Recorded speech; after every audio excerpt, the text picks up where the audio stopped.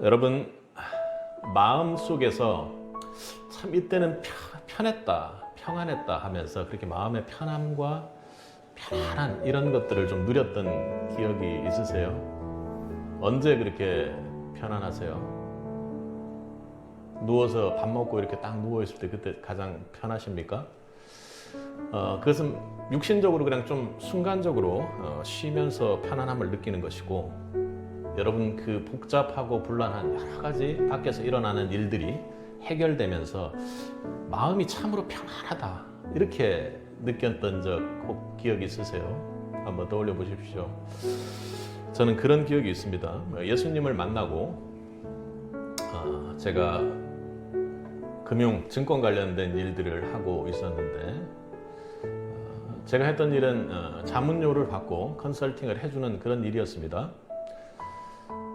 그런데 그렇게 해서 이제 회사를 꾸려 나가다가 하나님의 음성이 와서 갑자기 회사 일을 그만두게 되었어요. 그러니까 하나님께서 마음에 주시기를, 분명히 내가 알지 못하는 것을 아는 것처럼 컨설팅을 해야 되기 때문에 전혀 미래를 예측할 수 없는데 확률적으로 예측하고 있는 것임에도 불구하고 그런 일을 하는 것이 내 마음에 맞지 않았습니다. 성경적으로 맞지 않다는 그런 마음을 하나님께서 주셨습니다.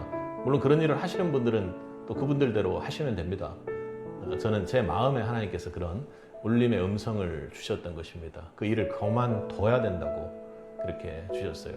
그 말씀 주시는 즉시 사인을 해서 그만두었습니다. 회사를 운영하고 있었고 또 거기에서 일하는 핵심 인원이었기 때문에 회사에는 상당한 큰 타격이 있었고 개인적으로 타격이 있었습니다. 설득하고 뭐 이렇게 여러 가지 시간이 있어야 된다는 여러 가지 있었는데 마음이 너무 단호했습니다. 그래서 바로 그 순간 모든 일들을 정리하고 끝내버렸습니다. 그런데요, 막 분주하게 돌아가는, 저를 설득하랴 그리고 걱정하는 사람들부터 시작해서 분주하게 돌아가는 그 가운데 제 마음이 얼마나 평안하고 고요한지요. 하나님과 진노의 관계 속에 있었던 것을 꼭 끊어내는 듯한 그런 기분이었습니다. 재정적으로는 어려웠을지 모르지만 제 마음에는 주의 평강이 찾아왔고 제가 그리고 우리 가정이 가야 될 그 길로 가게 되었던 것입니다. 그렇게 믿음을 가지면서 또 다른 일을 시작하게 되었습니다. 그래서 믿음 안에서 할 수 있는 일이라고 생각해서 그렇게 또 다시 사업 아닌 사업처럼 그렇게 시작했습니다. 그리고 리셋했어요. 여지껏 세상적으로 살아왔던 방법들과는 전혀 다르게 그렇게 리셋을 하면서 하나님의 방식대로, 성경 말씀대로 그렇게 하겠다. 이렇게 했으면 끝났으면 좋았을 텐데 그렇게 해도 충분히 사업에 성공할 수 있을 것이라는 것을 제가 증명하겠다고 그런 마음을 가지고 기도하면서 시작했어요. 그런데 계속해서 했는데 정말 말도 안 되는 기적처럼 그 사업도 순식간에, 짧은 시간 내에 잘 될 수 있도록 그렇게 상황이 만들어졌습니다. 그래서 정말 이 길이 맞나 보다. 하나님 주신 길이 맞나 보다. 역시 하나님을 통해서 사업을 해도 내가 여지껏 사람의 방식, 세상의 방식으로 해서 그런 거지 하나님의 방식으로 하니 오히려 훨씬 더 잘 될 것이다. 그걸 내가 증명해 보이겠다. 사업 잘 돼서. 그렇게 했었는데 한참 잘 되는 중에 거기 사업을 하고 있는 사람들이 아주 심하게 다투게 되고 결별을 하게 됐습니다. 그래서 제가 이제 신앙을 생각해 봤을 때는 아주 어릴 때라 하나님이 믿음으로 이렇게 하나님 방식대로 하면 무조건 부어주시고 축복 주시고 이렇게 할 거라고 그렇게 생각했는데 전혀 그렇지 않았죠. 그래서 그 당시에 그렇다면 하나님을 믿는 사람, 내가 이렇게 믿음을 가지고도 이렇게 했는데 이렇게 사람들이 갈라지고 깨어지고 갑자기 이렇게 문제가 생기게 만든다면 내가 하나님 믿는 믿음, 예수 믿는 믿음의 유익이 대체 뭐냐, 이런 어떤 신앙 정도의 상황이었던 것 같습니다. 여러분은 어떻습니까? 예수님 믿고 나서 여러분 삶의 살림살이가 좀 나아지셨습니까? 어떤 유익이 있으세요? 저에게는 그런 어떤 신앙의 어린 과정들을 거치면서 저에게는 하나님 믿는 가장 큰 유익은 저번에 말씀드렸던 것처럼 구원입니다. 그런데 그것은 본질적인 문제여서 일상 삶 속에서 내가 이 인생을 살아가는 과정에서 가장 큰 유익은 뭐냐면 하나님을 믿음으로 내 길이 하나님 손에 의해서 정해진다는 것을 깨닫게 되었다는 것입니다. 어떻게 해요? 내 길이 하나님의 명령과 하나님의 인도대로 흘러간다는 것이 정해졌다는 것 안에서 내 마음이 평강을 누리고 그리고 하나님하고의 관계, 길 위에서 그렇게 하나님을 만날 때 정말 평강의 삶을 누리는 사람이 되었다는 것입니다.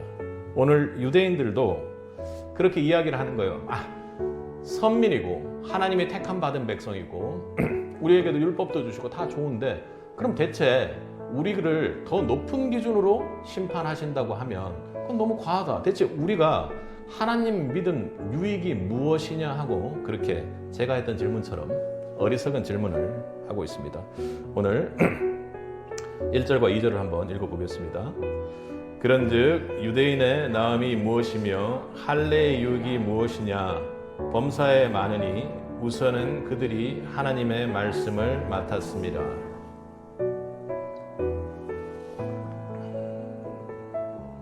지금 유대인이 그런 어리석은 질문을 지금 하고 있는 겁니다.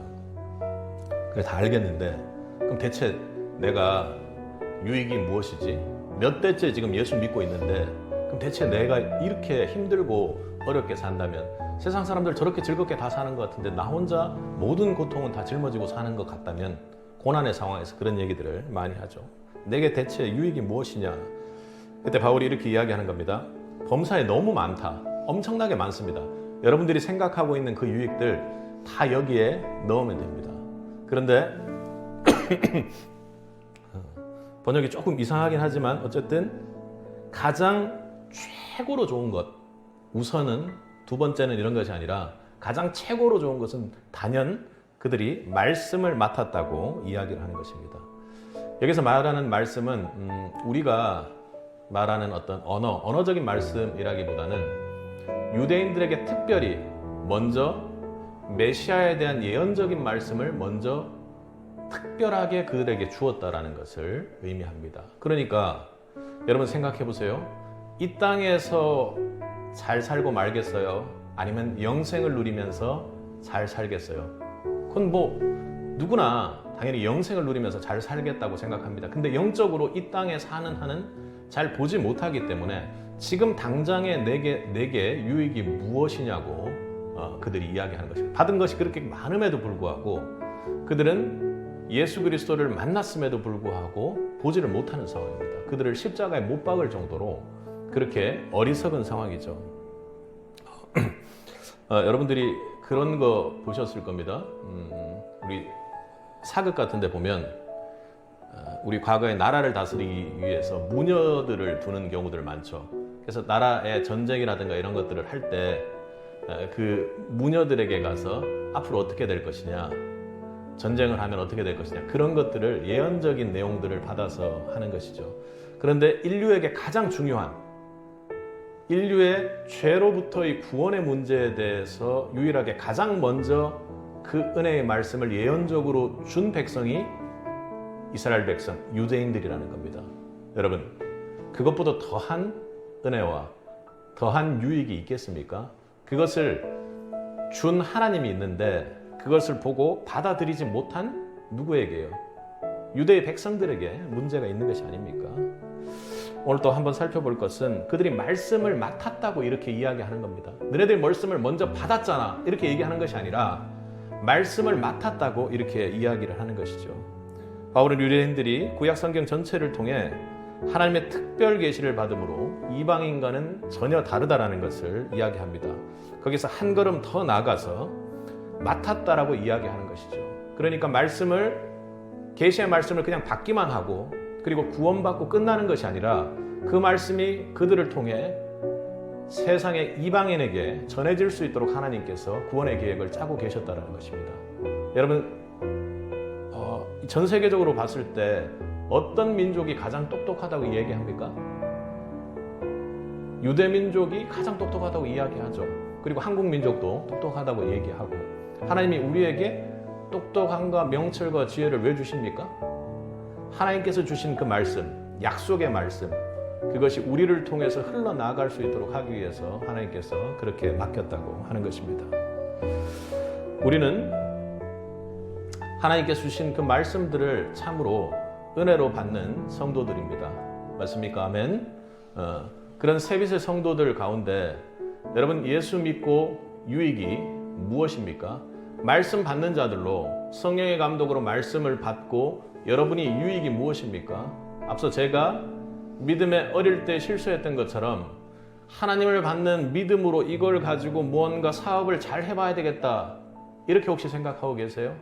그리고 하나님을 믿는데도 말씀 맡은 자로서 하나님께서 100배, 1000배, 10,000배, 그리고 우리가 상상하기도 힘들 정도의 부를 부어줄 거라고 생각해서 그 문제를 가지고 기도하고 계십니까?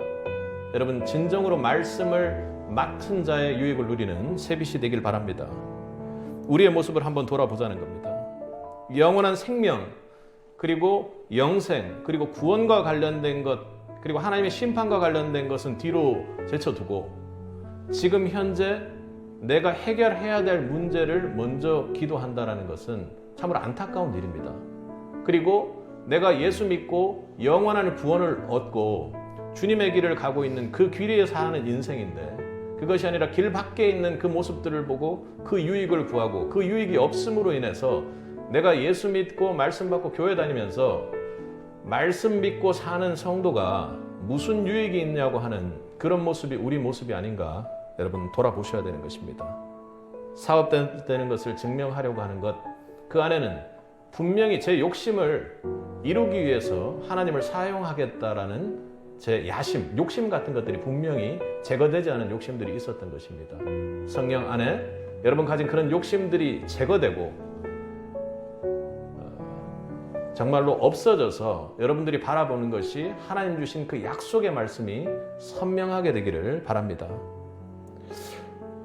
제가 그 청소년들과 좀 자주 만나는 상황에 있다 보니 지금 그런 생각들을 많이 합니다. 청소년들의 문제가 어떤 부분들이 문제가 있는 것인가? 부모님과 함께 문제들이 생기고 또 그리고 공부도 안 하고 그리고 선생님들하고도 문제 생기고 엄청나게 문제들이 참 많지 않습니까? 예전하고는 참 많이 다른 것 같습니다. 그런데 우리가 다음 세대의 사역할 때도 핵심적인 키워드 중에 하나가 이겁니다. 이 친구들이 말씀을 맞는 것이 본인들의 비전임을 알게 될 때 그들이 바뀔 줄로 믿습니다. 그러니까 이 청소년들이 생각하는 게, 야, 너 뭐 하고 싶냐 했을 때 하고 싶은 게 없습니다. 무엇을 해야 되는지도 모르죠. 저희도 그런 어린 시절을 보내지 않았습니까? 지금 와서 야, 너 꿈이 뭐냐 했을 때 저 꿈 없는데 이러면 너 꿈도 없냐 했지만 우리 어린 시절들을 생각해 보면 뭐 그냥 막연하게 뭐 하나 돼야지, 그게 꿈인지 뭔지도 모르고 그냥 그렇게 사실 자라오는 것이 우리의 모습이고 우리나라의 현실이기도 합니다. 그러다가 지금은 어떻게 해요?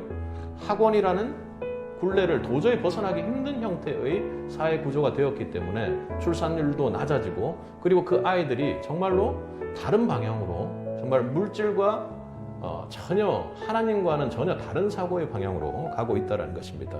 어렵죠.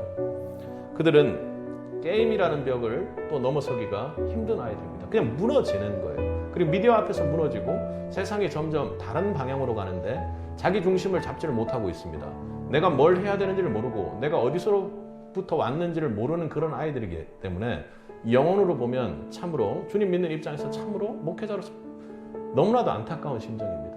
그런데요, 그들에게 비전이 무엇인지를 구체적으로 우리가 제시해 줄 수 있다면, 그리고 그들이 어디서부터 왔는지, 그리고 그래도 적어도 하나님을 또 믿고 있는 아이들이라면 그들이 어떤 방향으로 나가야 될지를 알려준다면 아마 그들은 살 것입니다.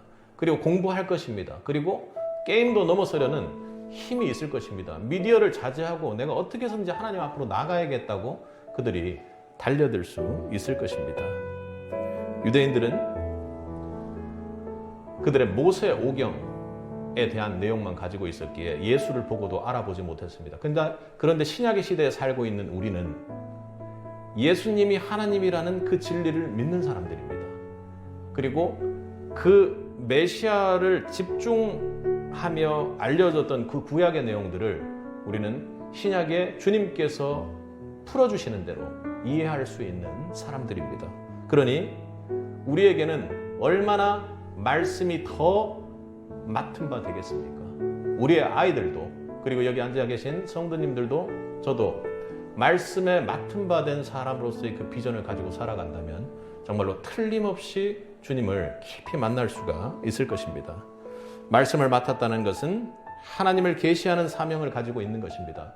제가 하나님을 계시한다는 것, 우리 피조물인 가장 잘 만들어진 인간을 통해서 하나님이 얼마나 당신을 계시하고 싶겠습니까? 그것을 어떻게 하신다고요? 말씀을 통해서, 말씀 맡은 사람을 통해서 하나님을 계시하는 것입니다. 살아내고 그렇게 그 말씀을 우리를 통해서 흘려보낼 때 하나님이 살아 역사하신다는 것을 알게 될 것입니다. 그 비전을 이루어가는 세빛이 되기를 바랍니다.